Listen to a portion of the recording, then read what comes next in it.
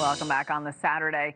The Sober Curious movement aims to challenge drinking culture and norms and help people adopt less risky alcohol habits. NewsNation's Elizabeth Pran explores the trend. Chilled, stirred, or shaken. It appears your average bar purchase just got a facelift. Eric Tirums is a bartender at Satai on Miami Beach. A hot seller lately? Mocktails. And now bars dedicated to them. Nielsen IQ tracks consumers' buying habits and reports the uptick is all over the country. It seems to be a trend.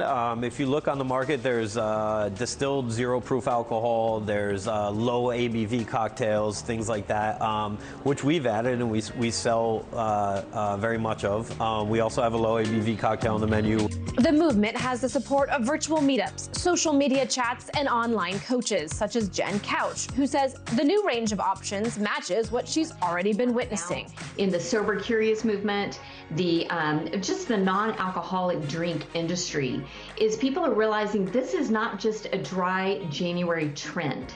It's actually a movement. Zero-proof mixologists are out there, and they are here to elevate the drink experience. Data from Nielsen says it's more Gen Z and young millennials to explore sober curiosity. But look at the numbers according to Gallup. 61% most recently reported having a drink in the past week. It's down from 64% in 2011 to 2013 and 67% in 2001 to 2003. Down and not alone. In 2023, 1 out of every 3 Americans tried a non-alcoholic beverage, and that 41% of people say they're actually wanting to drink less or not at all. And so I think it's awesome. Again, I'm all about the options. And according to Tirums, people are asking for options more now than ever. And in recent years, in order to be a Forbes 5-star property, mocktails need to be on the menu. And that has become more and more over the years, to where now we have 1 or 2 people asking every day. 5 years ago, we had 1 or 2 people asking every week. And for good reason. In 2020, alcohol contributed to almost 180,000 deaths, according to the CDC. States such as Utah and almost a dozen others are showing a downward trajectory since 2021. Hena, there seems to be more resources now than ever before. There's online coaching. You can find it on Instagram or other social media outlets. Jen offers it. But there's also a number of companies who are coming up with alcohol-free drinks that can be sent to your home, delivered, and they're drinks that please your palate, that are tasty without any alcohol. Hena, back to you. Everyone's talking about this. Elizabeth Pran, thank you. And whether you are considering a sober lifestyle or simply cutting back on alcohol for longer than just a month, it can be an adjustment and often accompanied with unexpected challenges.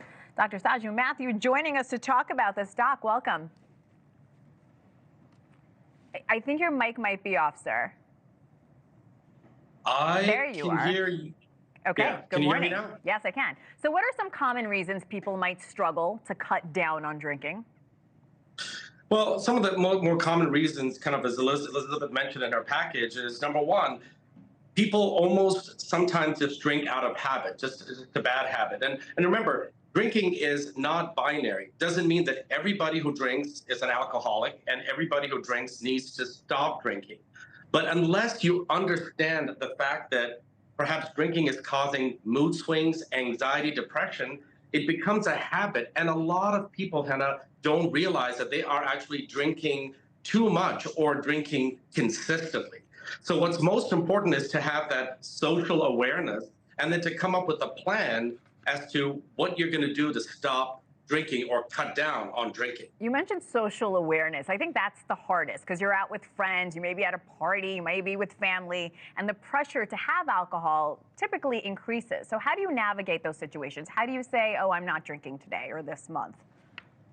I think you have to be open. You have to be open and honest. We've all heard about the buddy system. If you don't work out and you're starting to work out, call somebody, call your neighbor, work out with them. The success rate will be higher. That's exactly what people should do about drinking. We need to normalize the fact that not drinking is really part of our culture, as opposed to when you go to a social party that everybody has to drink. And when you're secretive about it, it actually raises your anxiety. But when you tell people, hey, listen, I want to cut back and see how I feel with my mood, with my anxiety. And one thing about a study that came out in 2018, Hena, it showed that within 1 month of stopping alcohol or cutting back, you can actually see a drop in your blood pressure if you have high blood pressure, and especially with your ability to sleep. So it's really important to realize that if you're just drinking out of habit, even just stopping just a little bit, maybe drinking every other day as opposed to drinking every night, can help you with better sleep and give you more energy. I don't know if there's an exact answer to this, but how often is a safe amount of drinking? Like how much can you drink that is not problematic? Right. Patients ask me this question probably 5 times a day. So I'm very careful as to what I say. We now know that there's no safe limit to alcohol. But if I'm pushed to tell people what is considered to be less dangerous, that would be 1 drink for women every night and 2 drinks every night for men. But listen to this. 1 in 4 Americans actually binge drink, Hena. And patients usually start off by saying, hey, Dr. Matthew, I don't drink during the week, but I have about 15 to 20 on the weekends. You see, the liver doesn't care if you drink on Monday night or Thursday night. What the liver cares about is how much you drink and how frequently you drink. And binge drinking is actually more dangerous than having 1 glass every single night. See, when you said 1 glass, I thought that was nothing and almost impossible. But 15 to 20, that seems a bit excessive. So thank you for breaking down these numbers for us and talking to us about this very popular trend. Dr. Saju Matthew, thank you again, sir. Thanks for watching. Go to joinnn.com to find NewsNation on your television provider. And don't forget to click the red subscribe button below to get more of NewsNation's fact-driven, unbiased coverage.